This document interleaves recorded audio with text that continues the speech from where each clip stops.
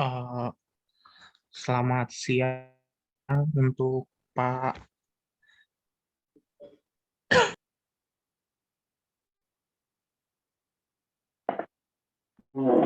Selamat siang untuk Pak Resdi dan teman-teman. Saya dari kelompok 5 akan menjelaskan tentang penerapan QEBI dalam penulisan karya ilmiah. Sebelumnya saya izin off-cam dikarenakan saya sedang tidak enak badan. Tolong slide selanjutnya. Ini nama saya dan rekan-rekan saya. Selanjutnya, yang pertama ada struktur QEBI. Selanjutnya, itu yang pertama ada pemakaian huruf. Ada di huruf abjad, huruf vokal, huruf konsonan, huruf diftong, gabungan huruf konsonan, huruf kapital, huruf mirim, huruf tebal. Baru ada penulisan kata, kata dasar, kata beribuan, bentuk ulang, gabungan kata, pemenggalan kata, kata depan, partikel, singkatan dan akronim, angka dan bilangan, kata ganti, kata sandang. Selanjutnya, baru ada pemakaian tanda baca, tanda titik, tanda koma, tanda titik koma, tanda titik dua, tanda hubung, tanda pisah, tanda tanya, tanda seru, tanda elipsi, tanda petik tunggal, tanda kurung siku, tanda garis miring, dan tanda penyingkat. Untuk penulisan unsur serapan itu seperti kata-kata serapan, misalnya bahasa Indonesianya apik, itu diambil dari kata bahasa Inggris epic, baru ada bahasa Indonesia adopsi diambil dari kata bahasa Inggris adoption, baru ada adaptasi diambil dari kata bahasa Inggris adaptation. Selanjutnya,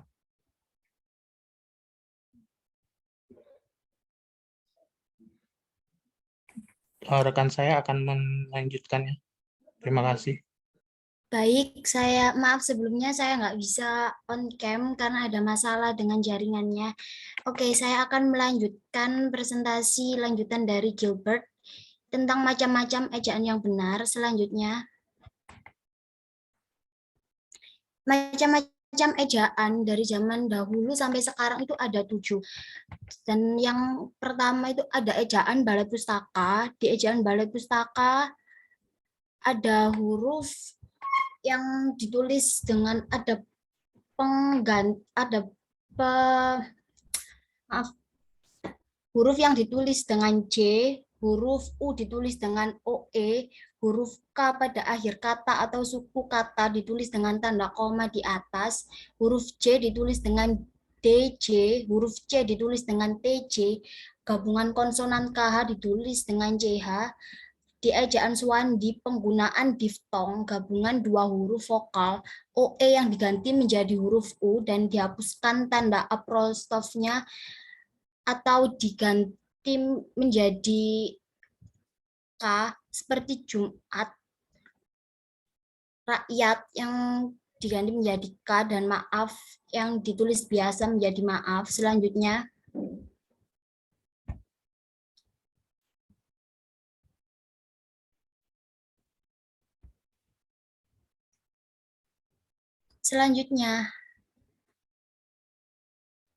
ejaan pembaharuan, di ejaan pembaharuan, gabungan konsonan DJ diubah menjadi J, gabungan konsonan TJ diubah menjadi TS, gabungan konsonan NG diubah menjadi N, gabungan konsonan NJ diubah menjadi N, gabungan konsonan SJ diubah menjadi S, dan di ejaan Melindo ini bertujuan untuk menyeragamkan ejaan yang digunakan kedua negara antara Indonesia dan Malaysia.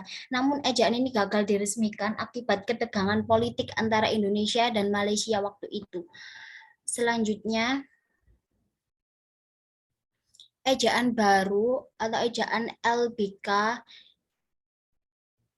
Perubahan yang terdapat pada ejaan LBK, gabungan konsonan DJ diubah menjadi J, gabungan konsonan TJ diubah menjadi J, gabungan konsonan NJ diubah menjadi NY, gabungan konsonan SJ diubah menjadi SY, gabungan konsonan CH diubah menjadi KH.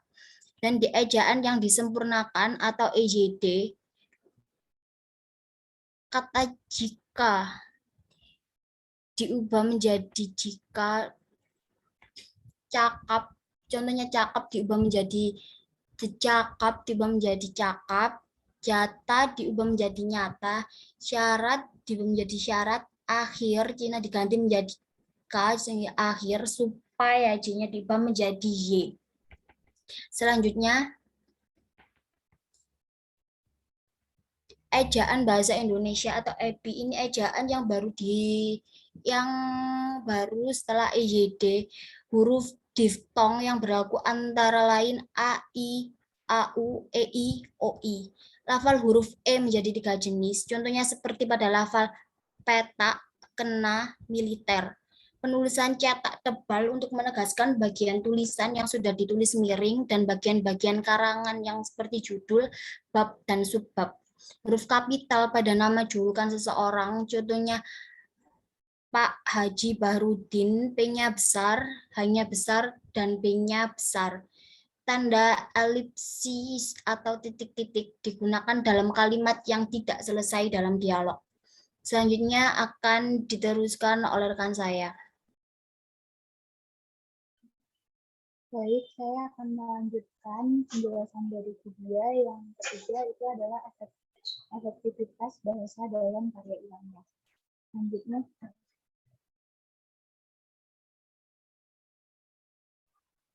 efektivitas bahasa dalam karya ilmiah. Pada dulu digunakanlah bahasa Indonesia yang baik dan benar. Itulah slogan yang didengung-dengungkan oleh pemerintah sebagai usaha untuk melestarikan bahasa Indonesia. Untuk itu, berbagai cara harus dilakukan agar seluruh warga Indonesia mempergunakan bahasa Indonesia yang baik dan benar, atau dengan bahasa Indonesia yang efektif. Bahasa yang dipakai sebagai alat mengungkap gagasan dan pikiran. Dengan begitu, bahasa adalah alat komunikasi sekaligus alat untuk memahami isi dari komunikasi itu sendiri. Bahasa Indonesia yang efektif juga sangat diperlukan agar komunikasi antar suku dan daerah di Indonesia dapat berlangsung dengan baik. Ini akan berpengaruh terhadap persatuan bangsa Indonesia karena memiliki sebuah alat komunikasi yang bisa mempersatukan mereka. Selanjutnya, produk karya ilmiah merupakan hasil dari suatu pengalaman yang menyajikan fakta dan ditulis menurut metodologi penulisan yang baik dan benar. Datanya diperoleh dengan cara menggunakan metode atau cara tertentu, yaitu metode ilmiah berupa suatu survei, eksperimen, atau studi pustaka. Yang selanjutnya dituangkan dalam bentuk tulisan atau laporan ilmiah. Bentuk-bentuk karangan ilmiah antara lain ialah makalah, laporan praktek kerja, kertas kerja, skripsi, tesis, dan disertasi. Dengan adanya informasi ilmiah dalam bahasa Indonesia tersebut, pasti akan ada kemajuan di bidang pengetahuan yang berarti meningkatkan mutu bahasa Indonesia sebagai bahasa. Maksud bahasa Indonesia dalam karya tulis ilmiah sendiri yaitu pertama melatih untuk mengembangkan keterampilan membaca yang efektif. Kedua, melatih untuk menggabungkan hasil bacaan dari berbagai sumber. Yang ketiga, mengenalkan dengan kegiatan perpustakaan. 4, meningkatkan perorganisasian fakta atau data secara jelas dan sistematis. Yang kelima, yaitu memperoleh kepuasan intelektual. Dan yang keenam, terakhir, memperluas cakrawala ilmu pengetahuan. Itu materi yang saya sampaikan.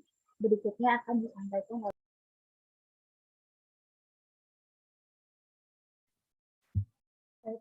terima kasih.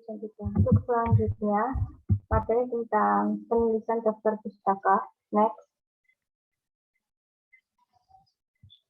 Yang pertama ada aturan umum penulisan daftar pustaka. Yang pertama ada penulisan nama. Penulisan nama ditulis paling awal, nama belakang atau nama keluarga ditulis terlebih dahulu, diikuti dengan tanda koma. Setelah itu, cantumkan nama depan dan tengah penulis buku tersebut. Jika buku tersebut merupakan karya dari 2 penulis atau lebih, hanya penulis pertama yang urutan namanya dibalik. Penulis kedua dan seterusnya berada setelahnya dengan urutan yang sesuai nama aslinya. Yang kedua, tahun terbit. Penulisan tahun terbit diurutkan setelah nama penulis dari buku yang digunakan sebagai daftar pustaka. Jangan terkecoh pada angka tahun cetakan awal sebab bisa saja buku yang dipakai merupakan cetakan kedua, ketiga, ataupun terakhir. Terus yang ketiga, judul buku. Tuliskan judul buku secara lengkap. Jangan lupa penulisan judul dibuat dengan format italik atau miring. Ini yang keempat, ada kota dan nama penerbit. Bagian terakhir dalam penulisan daftar pustaka, sebuah buku adalah mencantumkan kota penerbitan dan nama penerbit yang mencetak buku tersebut. Dahulukan penulis nama kota, baru diikuti dengan nama penerbit dan dibatasi dengan tanda titik 2. Cara penulisannya seperti di bawah itu, Knight John F. 2021. Family Medical Care Volume 4, Bandung, titik 2, Indonesia Publishing House. Next. Slide selanjutnya. Penulisan daftar pustaka dari artikel dalam. Ini yang kedua, ada penulisan daftar pustaka dari artikel dalam jurnal, skripsi, dan makalah. Yang pertama, nama. Pastikan nama yang ditulis dalam daftar pustaka adalah penulis artikelnya, bukan editor dari jurnal, koran, ataupun majalah yang menjadi sumber referensi. Selanjutnya, judul. Penulisan judul tidak menggunakan format italik, melainkan tegak lurus dengan pemberian tanda kutip, pembuka, dan penutup. Setelah itu, lanjutkan dengan penulisan sumber jurnal ataupun majalah yang membuat artikel tersebut. Penulisan nama jurnal, majalah, atau koran dalam cetak miring, kutipan nomor halaman artikel ditulis dalam tanda kurung. Cara penulisannya ada di layar. Next, selanjutnya. Yang selanjutnya ada penulisan daftar pustaka dari internet. Yang pertama pasti nama. Cara penulisan nama untuk artikel daring tidak berbeda dengan penulisan nama dari sumber buku maupun artikel. Yang kedua, tahun penayangan. Ditulis tahun penayangan di artikel tersebut. Selanjutnya, judul artikel daring tidak ditulis secara italik atau miring, melainkan hanya diapit tanda kutip. Selanjutnya, URL. Jangan lupa menyalin alamat URL dari artikel tersebut agar dapat diakses jika ada yang ingin membuktikan kesahihannya. Selanjutnya, waktu pengambilan. Di bagian akhir, jangan lupa mencantumkan waktu pengambilan artikel daring itu secara lengkap, yakni tanggal dan jam saat artikel tersebut diakses untuk dijadikan sebagai sumber referensi.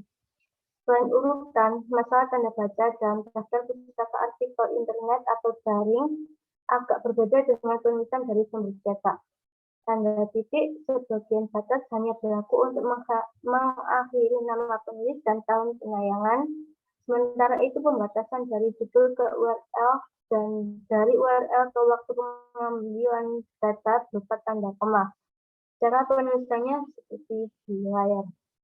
Next. Sekian presentasi dari saya. Jika ada yang mau ditanyakan, silakan ditulis di kolom komentar. Terima kasih.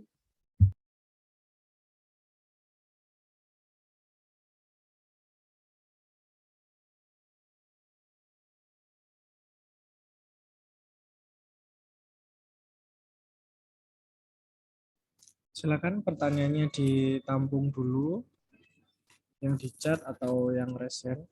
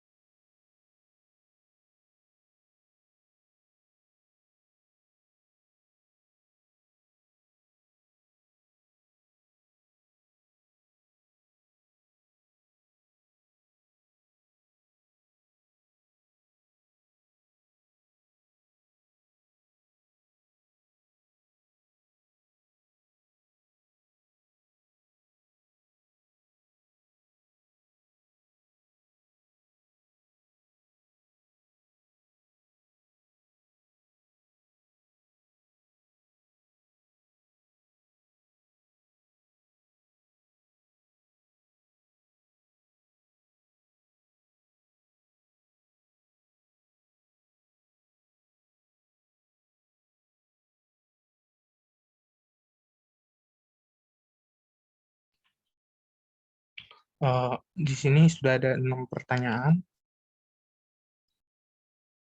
Pertanyaan pertama yaitu Sekar Ageng ingin bertanya bagaimana caranya agar penulisan artikel ilmiah saya terkesan tidak membosankan.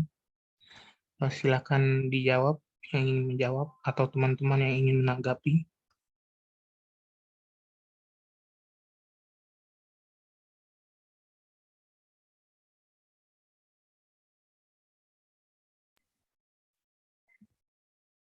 Saya akan menjawab pertanyaan dari Sekar. Bagaimana cara agar penulisan artikel ilmiah saya terkesan tidak membosankan? Yang pertama, bisa pikirkan dengan matang, menentukan topik itu fondasi utama. Terus yang kedua, bisa buat pertanyaan masalah inti. Jadi sebelum mulai mencari data, buat pertanyaan inti mengenai topik yang mau diangkat. Terus yang ketiga, buat judul yang menarik. Karena judul itu kepala dari sebuah artikel, jadi harus bikin semenarik mungkin. Terus selanjutnya bisa fokus pada paragraf pertama. Soalnya paragraf pertama bisa menjadi penentu apakah pembaca tertarik untuk membaca artikel tersebut. Terus selanjutnya bisa jaga tulisan tetap fokus. Jadi harus dipastikan tulisannya tetap berpatok pada topik utama. Selanjutnya sertakan ilustrasi yang relevan seperti gambar, artikel pendukung, dan lain-lain. Yang terakhir ada edit, jadi baca kembali dengan bersama artikel yang sudah dibuat, pastikan tidak ada kesalahan. Itu jawaban dari saya. Jika teman-teman ada yang ingin menambahkan, silakan. Bagaimana Sekar? Jawabannya bisa diterima? Bisa, terima kasih, Indah.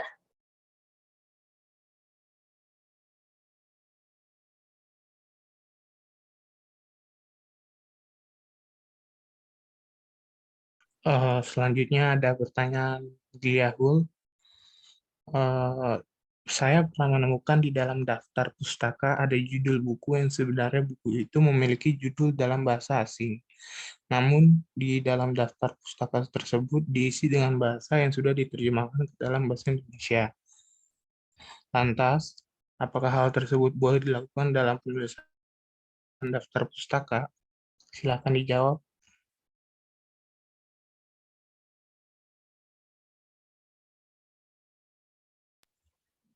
Baik, saya akan menjawab pertanyaan dari Diaul, yaitu jawabannya itu tidak diperbolehkan ya, karena judul buku atau jurnal yang diambil akan berpengaruh terhadap validasi kutipan yang diambil. Jadi apabila kita mengambil kutipan dari jurnal internasional dengan judul bahasa asing, maka daftar pustakannya mengikuti dari jurnal tersebut. Mungkin dari teman-teman ada masukan yang lain boleh ditambahkan seperti apa?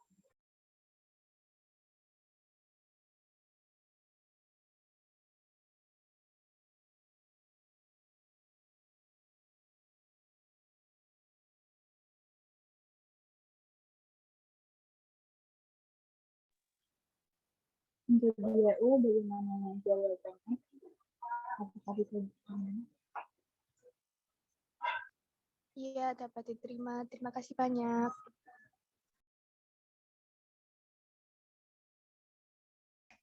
Selanjutnya ada pertanyaan Sabita. Saya pernah menggunakan artikel di website internet sebagai referensi. Namun di artikel tersebut tidak terdapat keterangan nama penulisnya. Lalu apakah bisa diganti dengan nama websitenya? Silakan untuk rekan saya menjawab.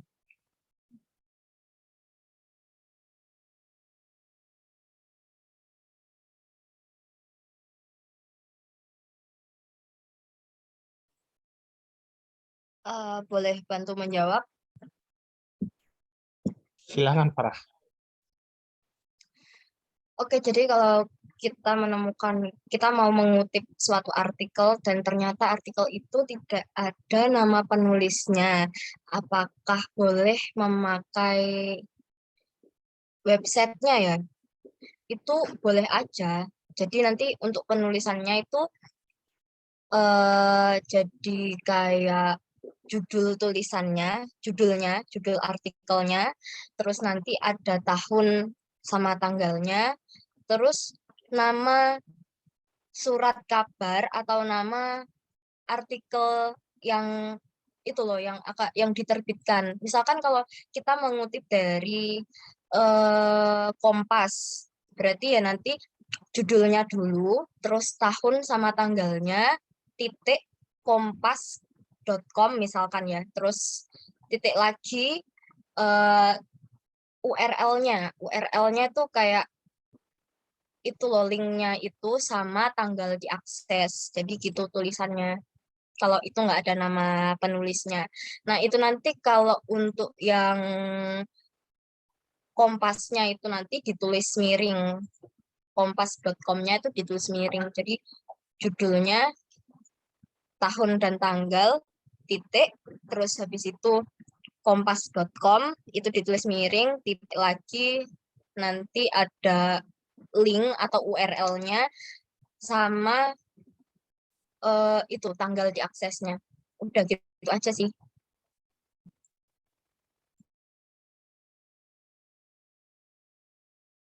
Oke, terima kasih Farah.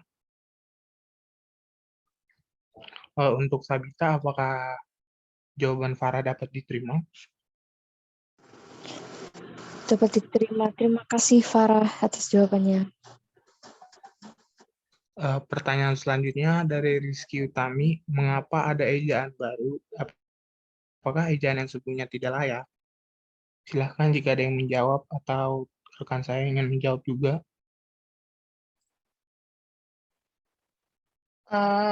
Izin menjawab. Silakan Farah. Mengapa ada ejaan baru? Apakah ejaan yang sebelumnya tidak layak? Bukan berarti tidak layak ya. Adanya ejaan baru itu ada karena untuk menyederhanakan ejaan yang lama. Jadi ejaan baru itu fungsinya untuk menyederhanakan ejaan lama dan dibuat lebih baku lagi gitu. Jadi enak didengar, enak dibaca gitu. Terus seperti kayak penggunaan tadi loh, kata cakap itu kan ditulisnya TCAKAP ya.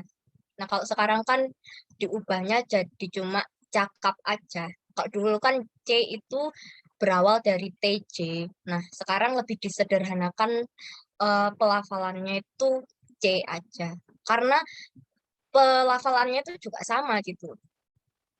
Cuma penulisannya aja beda. Jadi mungkin penyederhanaannya itu untuk lebih sederhana ketulisannya juga, atau pelafalannya orang-orang sekarang gitu.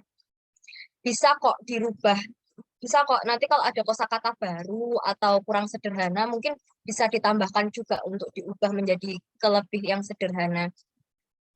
Mungkin itu. Ya, baik, terima kasih Farah. Terima kasih Farah. Untuk Rizky Utami, apa jawaban Farah dapat diterima? Iya, bisa diterima. Terima kasih. Pertanyaan selanjutnya ada pertanyaan dari Nurul Firdausi. Apa fungsi dari ejaan Puebi dalam penulisan karya ilmiah? Silahkan jika ada teman-teman yang ingin menjawab atau rekan saya.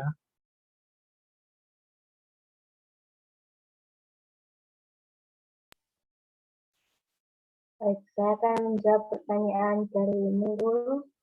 Apa fungsi dari ejaan Puebi dalam penulisan karya ilmiah? Itu agar penulisan karya tulis ilmiah berdasarkan kepada literatur dan kalimat yang tepat sesuai kaidah bahasa Indonesia yang benar dan agar lebih mudah dipahami khalayak luas. Bagaimana Nurul? Apakah jawaban bisa dapat diterima? Untuk Baik, terima teman-teman kasih. juga menambahkan atau menyanggah dari saya. Terima kasih. Ingin menambahkan. Ya, boleh Farah. Ini pertanyaannya fungsi ejaan PUB di artikel ilmiah ya. Artikel ilmiah itu kan resmi ya, kayak artikel resmi gitu kan ya. Terus juga kenapa harus pakai PUB? Salah satunya sudah disebutkan indah gitu. Jadi bahasanya itu kata-katanya tuh lebih baku dan ya itu tadi mudah diterima juga. Jadi menggunakan kaidah bahasa Indonesia yang baik dan benar karena itu resmi dan itu akan kalau misalkan KTI-nya itu bagus juga nanti masuknya ke ranah-ranah yang lebih tinggi gitu. Jadi nggak mungkin kan kalau kita pakai bahasa yang gemen-gemen gitu maksudnya. Jadi harus menggunakan PUB gitu. Biar lebih tertata juga dan lebih ada nilainya.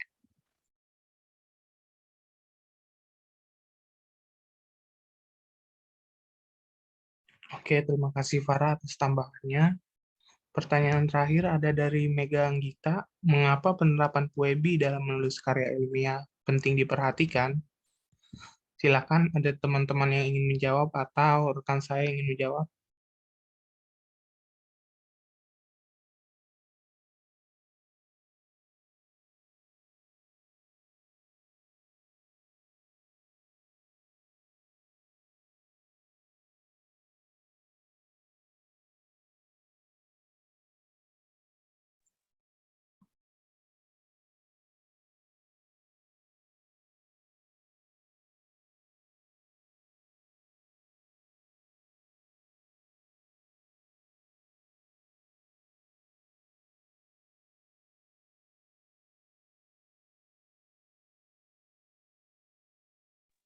Izin menjawab pertanyaan dari Mega.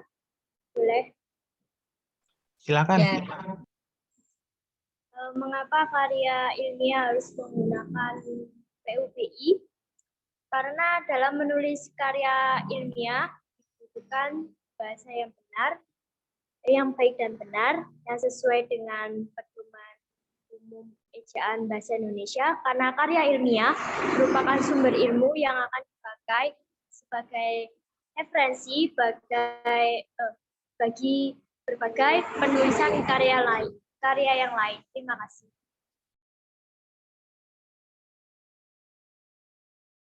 Terima kasih, Fidrey. Apakah teman-teman ada yang ingin menambahkan lagi? Saya izin menambahkan. ya benar Mahmud. Oke, Binar. Baik, terkait PUEBI artikel ilmiah.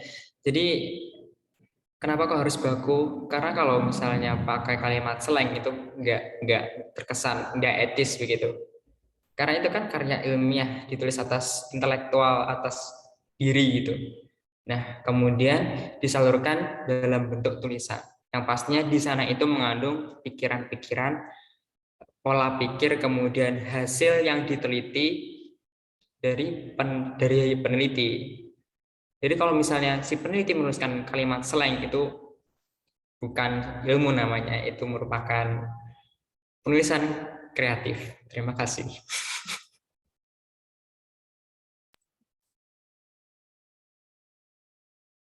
Farah, apakah ingin menambahkan lagi? Iya, jadi kenapa PUEBI di dalam artikel ilmiah itu harus diperhatikan?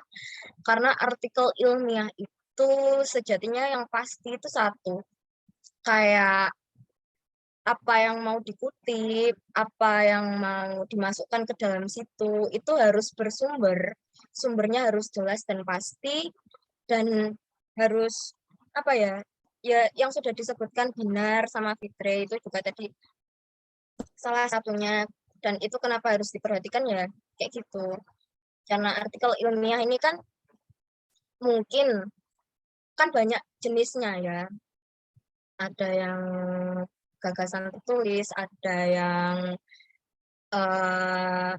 apa ya, craft, ekonomi kreatif kayak gitu dan lain-lain. Itu kenapa yang jadi inovasi untuk kedepannya dan buat sumber-sumber kedepannya gitu. dan itu kenapa harus menggunakan web yang baik dan benar. Karena sumber-sumbernya juga harus terpercaya, akurat. Jadi gitu. Oke, terima kasih Farah, Binar, dan Fidre.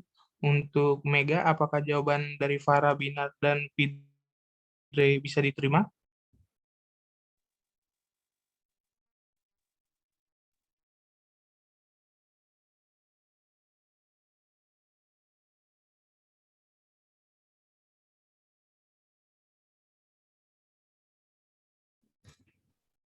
Tidak ada jawaban. Kalau gitu, sekian dari presentasi dari kami. Apabila ada kesalahan, mohon dimaafkan. Terima kasih.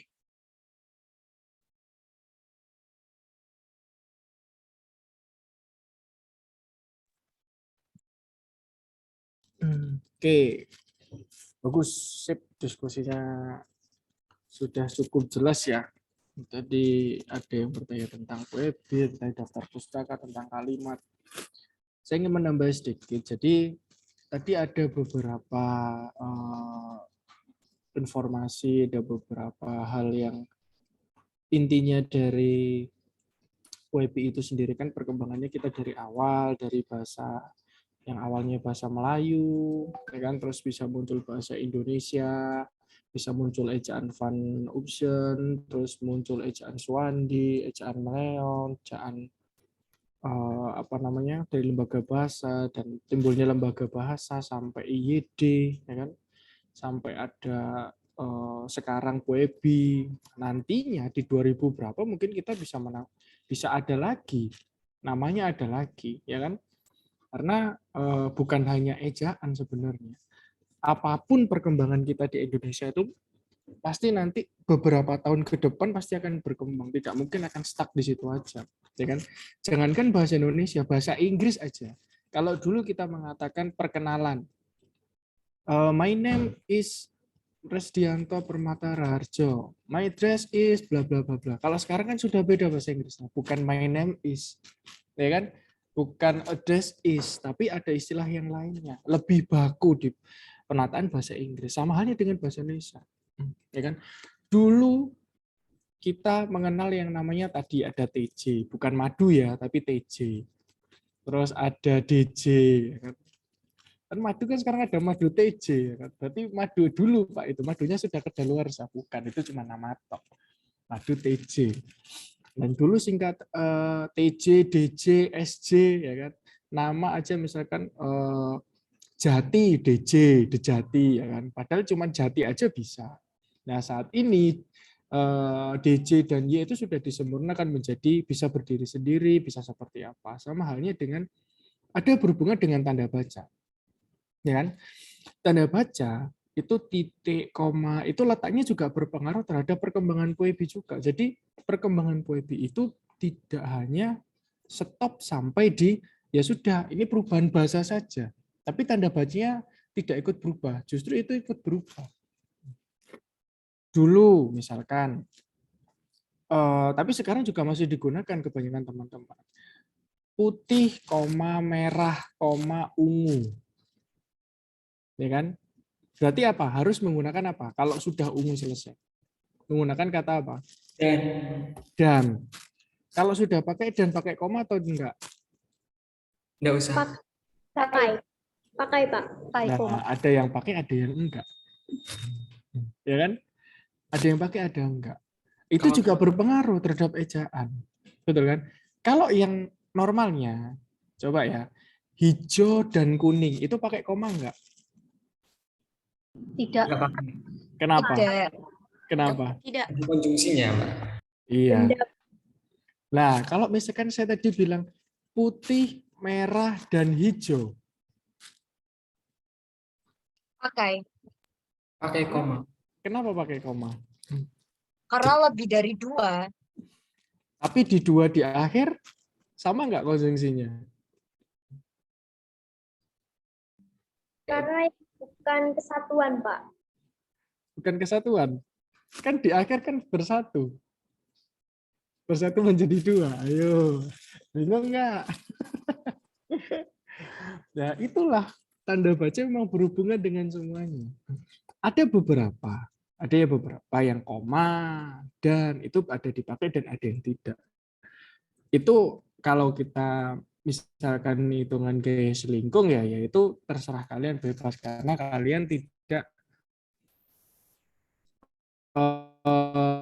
sedetail dari bahasa Indonesia. Ini pakai titik, ini pakai koma. Hanya sekilas biasa saja. Kan tidak terlalu dikoreksi begitu detailnya. Putih, koma, merah, koma, dan ungu. Ya kan? Saat ini beda lagi, ada merah, koma, hijau, koma, ungu, dan warna lain-lain. Ya kan? Dan warna lain-lain. Dan lain-lain. Ada seperti itu. Ya kan? Ada dan warna berikutnya, dan warna hijau dan berikutnya. Kata dan, ya kan?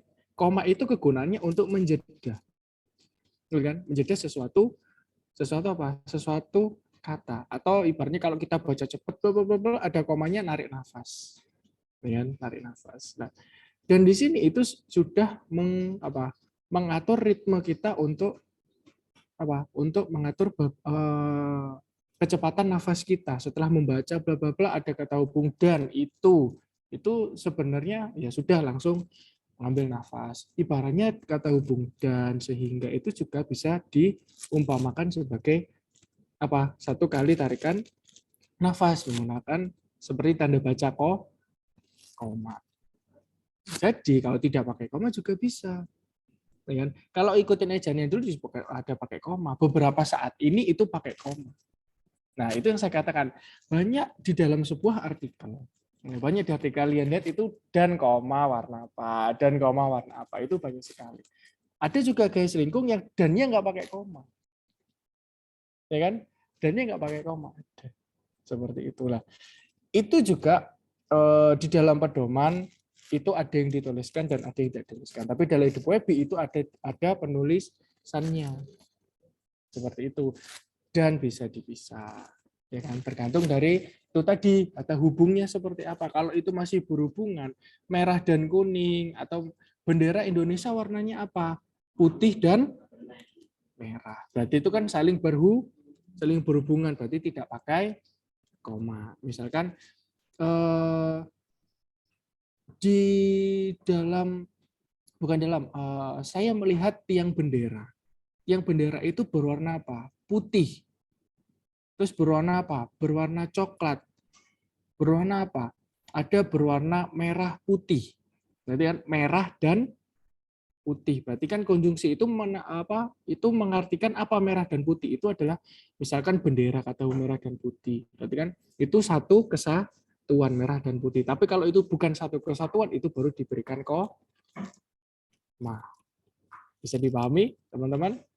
Jadi kalau masih satu kesatuan konteks kalimatnya, itu bisa digabung, tidak pakai koma. Tapi kalau konteksnya masih terpisah, kayak tadi, putih, koma, hijau, dan ungu, berarti konteksnya kan berpisah, kan? Nah, itu berarti menggunakan koma. Bisa dipahami ya? Itu memang ada satu kesatuan antara tanda baca juga dengan hubungannya Webi. Salah satunya itu tadi, di ejaan dulu. Ada ejaan Melayu. Kan bahasa kita masih menggunakan bahasa Melayu, bukan bahasa Indonesia. Saat ini terus Pak Muhammad Yamin membuat suatu lembaga bahasa pusat, terus lembaga bahasa pusat dipencar ke seluruh provinsi yang ada di Indonesia, ya kan? Mau di Kalimantan ada lembaga bahasa, di Surabaya ada, di Solo ada, dimanapun ada lembaga bahasa. Yang menangani apa? Yang menangani upgrade atau pembaruan pembendaraan bahasa. Jadi meringkaskan. Tadi betul katanya Mas Binar, ya kan? Kenapa kok bahasa selalu update? Ya karena Mas Binar apa Mbak Farah tadi juga berbicara juga sama. Karena untuk meringkaskan, untuk mempermudah kita, ya kan? Orang Indonesia mengatakan sesuatu hal itu. Karena apa? Bahasa Indonesia bukan hanya dipelajari kita, melainkan dipelajari seluruh dunia saat ini. Kan banyak kan orang bule ya belajar bahasa Indonesia. Di Indonesia kan ada kelas BIPA. Nah, dengar kan kelas BIPA? Di bahasa Indonesia, bahasa penutur asing. Bukan di Indonesia saja, di UM juga ada. Di UI juga ada, di mana ada. Karena orang luar negeri tertarik belajar berbahasa Indonesia yang dia pelajari apa ya, tentang pemaknaan itu tadi. Pemaknaan tentang kosakata, ya kan, sedikit sejarah tentang bahasa Indonesia itu seperti apa, ya itulah bahasa Indonesia. Nah, itu ada hubungannya dengan tadi membahas tentang daftar pustaka. Ya kan? Kalau dalam penulisan karya tulis ilmiah, daftar pustaka itu yang diperbolehkan hanya 2, jurnal dan buku. Kalau dulu kan buku yang wajib, ya kan? Saat sekolah pun, ayo harus beli buku dan lain-lain. Kalau sekarang buku itu ibaratnya hanya pelengkap saja. Kenapa Pak kok pelengkap? Karena buku itu tahunnya selalu update-nya lama. Betul kan? Misalkan Mas Binar buat buku 2021. Kan nggak mungkin kamu akan upgrade di 2022 kalau nggak males. Nanti ada buku baru lagi yang lain, ya kan? Otomatis buku ini akan stuck di sini. Nah, cara memperbaruinya gimana? Ya dengan jurnal. Dikutip Mbak Farah. Farah jurnalnya 2021. Nanti yang disebutkan ya jurnalnya Mbak Farah 2021. Jadi menurut Binar, dalam jurnal Farah, dalam kurung 2021 halaman berapa. Jadi Binar kesebut, tapi tahunnya tidak. Karena tahunnya Mas Binar itu adalah tahun 1900. Ya kan? Nah, itu masih bisa digunakan. Nah, seperti itu contohnya. Jadi, berapapun lama, makanya kenapa jurnal saat ini yang diperbolehkan jurnal sama buku. Gitu. Jadi, utamanya memang harus jurnal. Pak, kalau misalkan referensi saya semuanya jurnal, loh itu lebih bagus. Jurnal internasional dan jurnal nasional. Nah, kalau misalkan Wikipedia, Pak, atau blog dan lain-lain, nah itu dalam karya tulis ilmiah itu tidak diperbolehkan. Karena apa? Karena seperti Wikipedia, kita tidak tahu sumber jelasnya seperti apa. Jadi ada teman-teman yang berbicara kalau, Pak, kalau nggak ada namanya gimana? Bisa ditulis enggak? Ya kan? Bisa ditulis enggak? Ya tetap bisa. Tetap bisa. Caranya gimana, Pak? Ya ditulis redaksinya, itu dari koran apa? Jawa Pos, dari tabloid apa? Tabloid Nova. Judulnya apa? Topik subjudulnya apa? Misalkan pembunuhan berencana, itu judulnya. Ya kan? Terus halaman berapa di halaman ini? Korannya terbit tanggal berapa, hari apa, bulan apa? Itu boleh. Tapi tidak bisa dipertanggungjawabkan. Ya, ini dicari, ini punyanya siapa blognya, kok nggak ada namanya dan kalau ada namanya syukur-syukur, cuman tetap tidak diperbolehkan dalam penulisan karya tulis ilmiah termasuk skripsi kalian, kecuali data. Oke ya, kecuali data kalian mengambil misalkan percakapan TikTok atau misalkan caption dari Instagram. Nah, berarti kan Anda bisa mengambil referensi dari Instagram itu sendiri, namanya siapa, Instagramnya apa, ya kan, diambil pukul berapa, jam berapa, itu boleh. Karena itu adalah sebagai data, bukan sebagai apa, dasar dari teori. Kalau dasar dari teori ya nggak boleh. Harus berdasarkan buku dan teori serta jurnal yang terbaru. Terbaru berapa? 5 tahun terakhir. Berarti kalau sekarang 2022 ya 2016 ya, 2016 2017. 5 tahun ke bawah. Itu yang boleh dipergunakan. Makanya teman-teman, alangkah baiknya jika menulis sebuah referensi, termasuk referensi makalah atau apapun, ambillah dari jurnal. Jangan ambil dari blogspot, Wikipedia, akademia, atau makalah. Tapi kalau dari skripsi, tesis, disertasi, penelitian, hasil penelitian, itu boleh. Itu diperbolehkan. Tapi nanti ditulis di situ, tidak diterbitkan. Biasanya teman-teman lupa mencantumkan bahwa itu tidak diterbitkan. Ya sudah, selesai gitu aja, tulis nama, judul, gitu aja. Itu dalam penulisan daftar pustaka. Tadi juga ada yang tanya, Pak, misalkan ada dari bahasa Inggris ya tadi ya, bahasa Inggris terus diterjemahkan ke bahasa Indonesia. Bagaimana tadi pertanyaannya? Yang daftar tadi? Iya, Pak. Kata serapannya, Pak. Ada serapannya, berarti berubah ya teksnya ya? Iya. Nah, alangkah baiknya misalkan itu ini tentang daftar pustaka, Pak, penulisan atau bagaimana serapan? Yang kamu tanyakan tadi. Kayaknya sih daftar pustaka kalau nggak salah, Pak. Seingat saya tadi daftar pustaka ya bilangnya ya. Nah, kalau daftar pustaka itu kalau misalkan buku judulnya bahasa Inggris tetap ditulis bahasa Inggris. Jangan dirubah bahasa Indonesia. Karena itu nanti maknanya pasti berubah dan orang nanti akan referensinya melihat, loh ini kan bukunya bahasa Inggris, kok kenapa berganti bahasa Indonesia? Seperti kecuali bukunya sudah terjemahan dulu yang kamu ambil. Seperti itu. Jadi alangkah baiknya tetap saja. Tetap bahasa Inggris tetap bahasa Inggris, jangan diterjemahkan ke bahasa Indonesia. Seperti itu. Oke? Teman-teman? Oke. Terus tadi ada pertanyaan beberapa tentang ini. Saya pernah menggunakan artikel di website internet sebagai referensi, namun artikel tersebut tidak terdapat keterangan. Oh, ini yang tadi ya sudah. Sama di dalam penulisan karya tulis ilmiah, saya tanya dulu, kalian membuat makalah menggunakan kata saya, aku, iya nggak? Enggak. Enggak, menggunakan kata Enggak. apa?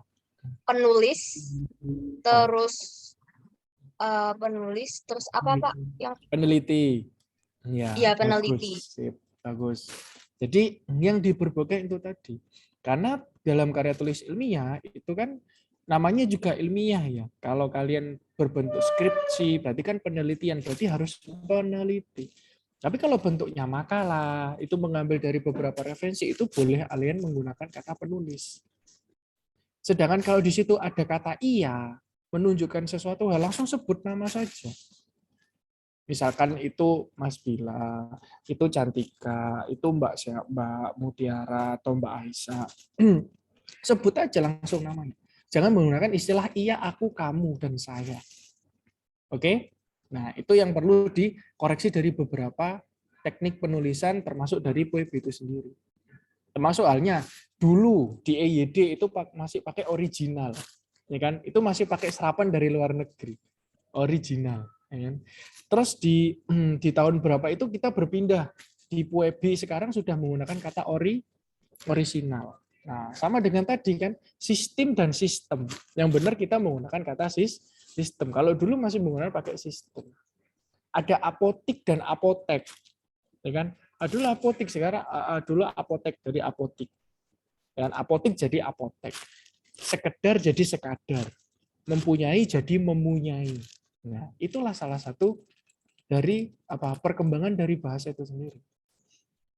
Apa yang berpengaruh ya itu tadi banyak sekali saat ini bahasa yang memiliki gender masing-masing. Kalau dulu hanya laki-laki dan perempuan. Kalau sekarang laki-laki ke perempuanan dan perempuan ke laki-lakian. Ya kan? Jadi bahasanya muncul banyak.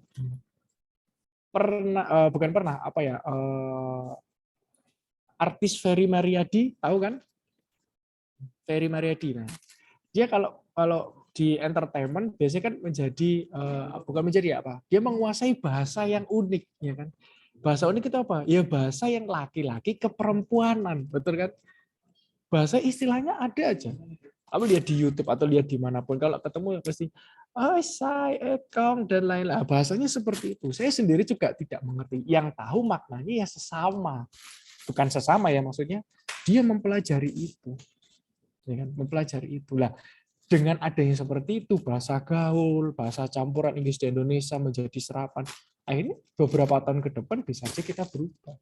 Bukan POEB lagi, atau mungkin bisa namanya udah ejaan bahasa Indonesia. Sekarang kan sudah ejaan bahasa Indonesia, mungkin berikutnya ejaan bahasa Indonesia yang sempurna, tambahin. Mungkin yang sangat sempurna. Mungkin apalagi seperti itu. Ya kan? Itu berpengaruh terus. Jadi semakin kita berkembang zaman, semakin akan ada penambahan pola bahasa dan yang lain-lain. Seperti itu. Dari sini ada yang ditanyakan lagi teman-teman?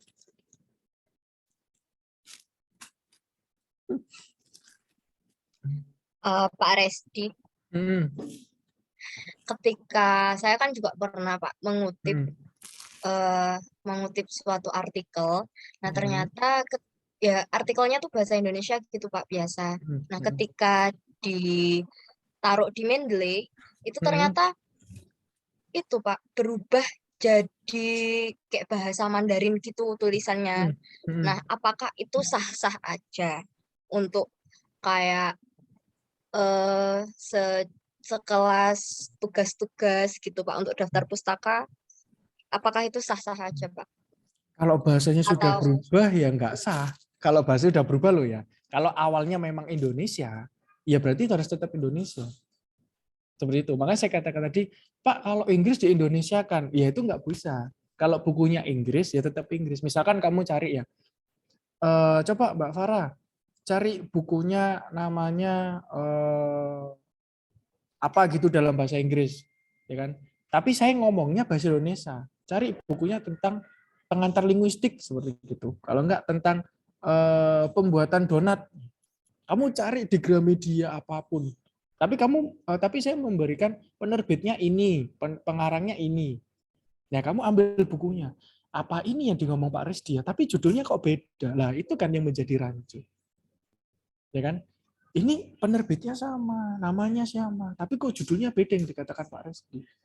Ini judulnya ini, tapi kamu terjemahkan maknanya juga beda karena interpretasi orang itu akan berbeda terjemahan seperti itu. Alangkah baiknya kalau di Mendeley itu berubah jadi Mandarin ya tetap Indonesia kan. Manual aja, nggak usah pakai Mendeley.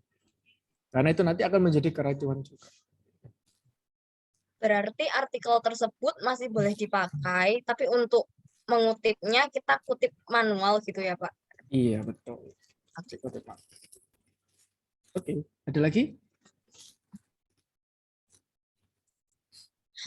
Pak, tapi kalau kutip manualnya masih salah gimana? Kutip manual masih salah gimana?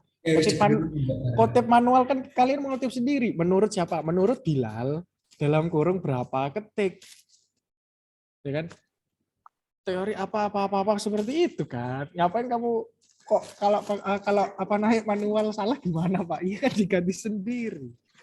Enggak Pak, waktu itu saya pernah kutipnya itu lewat Word kan Pak, yang di bagian manual kayak itu termasuk jurnal umum atau artikel apa atau dan lain-lain gitu loh Pak. Itu masih ada pilihannya kayak gitu, terus nama penulisnya siapa, terus tahun terbitnya, tanggal terbitnya, terus yang mengorbitkan itu artikel itu dari apa, kayak gitu Pak.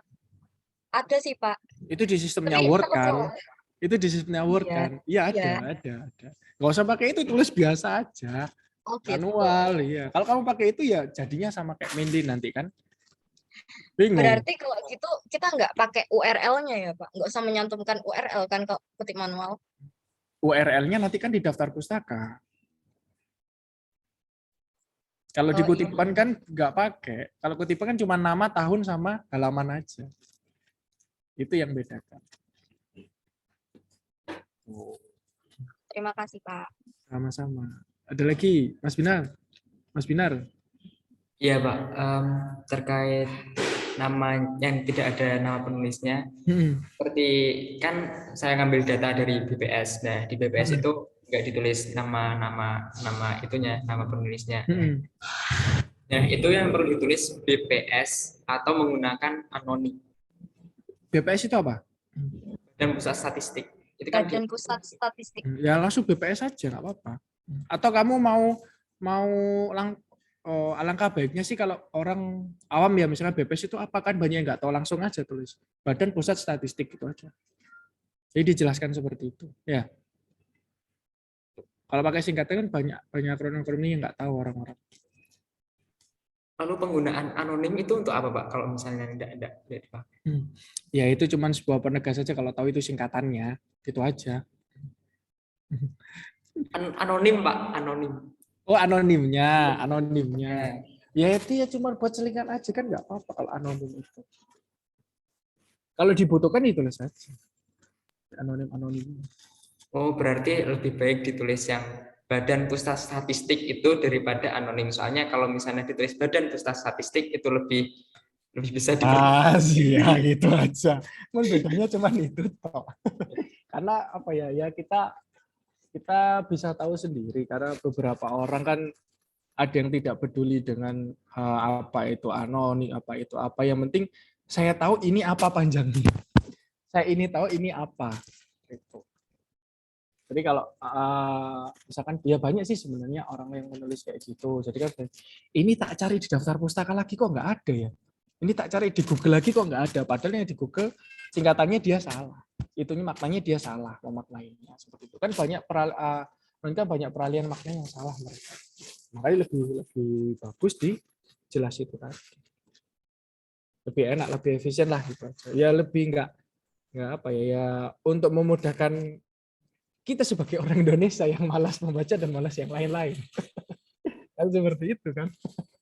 Ya itulah. Ya makanya kalian pernah TOEFL bahasa Indonesia enggak? Bukan TOEFL ya sebutannya apa? Tes bahasa Indonesia lah. Belum pernah. Belum pernah. Baru dengar. Baru dengar. Baru dengar gimana? Ada di lembaga bahasa. Di lembaga bahasa Jawa Timur itu ada. Jadi tes bahasa Indonesia. Jadi seberapa Anda menguasai bahasa Indonesia sama dengan bahasa Inggris. Kalau bahasa Inggris ada TOEFL ya. Yang membedakan ya kita tesnya bahasa Indonesia gitu aja.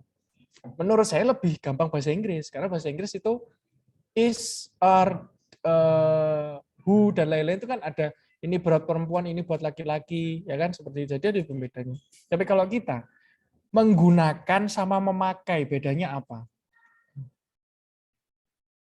Katanya aja, Pak. Nah kan bingung kan? Ibu pergi ke pasar titik-titik motor. Jawabannya A menggunakan, B memakai. Ayo, C dipakai, B digunakan. C dipakai, D digunakan. Ayo, jawabannya yang mana kalian? Menggunakan. Kalau memakai, Gunakan. Kenapa menggunakan? Motor itu digunakan atau dipakai? digunakan. Digunakan. Kalau Kalau apa? Kalau dipakai kan beda konteksnya ya. Motor kan. Nah, kenapa orang kok ngomong mesti, iku pakaiin motorku. Kenapa kok kamu tidak menggunakan motor saya saja? Nggak enak ngomongnya kan. Betul kan? Terus kan, aku mau pinjam motormu. Ya udah, gunakan saja motor saya. Loh, kan nggak enak. Gunakan saja motorku lah. Terlalu baku kali ya. Pasti ya wes gawein aja lah. Kalau nggak, wes pakein aja. Nah, seperti itu kan. Ya, makanya itu yang membuat nanti ya tesnya seperti itu. Kalau bahasa Indonesia kan tidak tahu ini untuk perempuan, ini untuk laki-laki, ya sama aja, ya kan? Dan itu yang membuat jebakan. Dan itu ya sama kalau bahasa Inggris kan 550 ya. Ya kita sama 550. Tapi banyak kan ya saya dulu dapatnya berapa ya? 513 atau 500 berapa gitu. Ya pokoknya 500. Enggak di bawah 400. Ya masih ya enggak bisa mencapai 550. Ibaratnya tetap saya enggak lulus. Karena kan standarnya 550. Betul kan? Kalau saya dapat 515 atau 513 kan enggak lulus. Nah, ini orang Indonesia loh ya. Orang Indonesia belajar bahasa Indonesia, mahasiswa bahasa Indonesia. Saya itu waktu itu tes S1, semester berapa? Semester 5 kalau nggak salah. Itu dikumpulkan satu angkatan. Kayaknya tuh kerjasama terus tes itu tadi. Ya semua 500, tapi ada yang 500, ada yang mencapai, ada yang tidak, ada yang juga di bawah 50 juga ada, di bawah 500 juga. Ya sama kayak bahasa Inggris lah. Cuman menurut saya lebih mudah bahasa Inggris. Karena ya itu tadi mereka tidak menjebak dengan menggunakan dan memakai seperti itu. Adanya cuma menggunakan atau apa selingannya. Tapi kalau yang nggak tahu bahasa Inggris ya tetap bingung sama. Tetap bingung mengartikan. Oke, teman-teman. Ada lagi yang ditanyakan atau sudah cukup memahami? Sudah cukup mengulik-ulik. Sebenarnya kalau kita pelajari bahasa Indonesia ya gitu-gitu aja dari tata bahasa. Cuman intinya di pembelajaran kita kan nantinya Anda bisa membuat artikel yang bagus dan membuat karya tulis ilmiah yang bagus di UAS. Di UTS kan nanti ada artikel. Nah, nanti kan materi artikel kan nanti ada di sebelum UTS kan ya. Sebelum UTS itu ada materi artikel. Nah, kalian nanti di situ akan membuat sebuah artikel dan penerapan itu akan kalian terapkan. Biasanya saat ini ngerti. Iya Pak, iya diterapkan. Waktu penerapannya itu terulang kembali, entah tanpa sadar loh ya. Memang begitu, saya juga sama. Di waktu praktek perkuliahan ya, jangan menggunakan kata sangat karena itu berlebihan. Tapi kita nulis sangat besar secara tidak sengaja. Tapi itu banyak, ya otomatis banyak.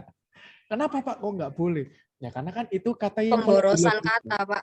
Nah, melebih-lebihkan. Kalau sudah besar cukup besar. Nggak usah pakai sangat. Orang udah tahu itu besar. Kan nggak pakai sangat seperti itu. Tapi secara tidak langsung ya itu ada. Di karya kita masih ada. Entah itu kita ngutip orang, entah itu kita nulis secara tidak sengaja dan lain. Seperti itu. Pasti ada kok. Saya juga selama ini juga masih ada seperti itu. Saya baca lagi loh kok masih ada. Saya replace sangat dihilangkan. Kalau nggak pakai Y kan yang tinggal replace. Kata sangat di del, replace semua yang kata sangat hilang semua. Nah, seperti itu. Ya begitulah dengan kecanggihan teknologi. Oke, terima kasih teman-teman. Perkuliahan hari ini, minggu depan itu apa? Tentang membaca kritis kalau nggak salah. Betulkah? Seingat saya iya. Iya, Pak. Iya, baca kritis ya. Oke. Di membaca kritis nanti tolong diberikan contoh dengan contoh mungkin apalah membaca kritis. Kan baca kritis intinya kan Anda mengkritisi. Ya kan namanya kritis, mengkritisi apapun mau itu film, mau itu apa. Jadi contoh bagaimana mengkritik membangun dan mengkritik menjatuhkan itu seperti apa. Kalau bisa seperti itu. Kan intinya membaca kritis. Jadi setelah Anda membaca apa yang Anda lakukan ya, mengkritisi atau bagaimana. Jadi diberikan contohnya. Oke, terima kasih atas waktunya.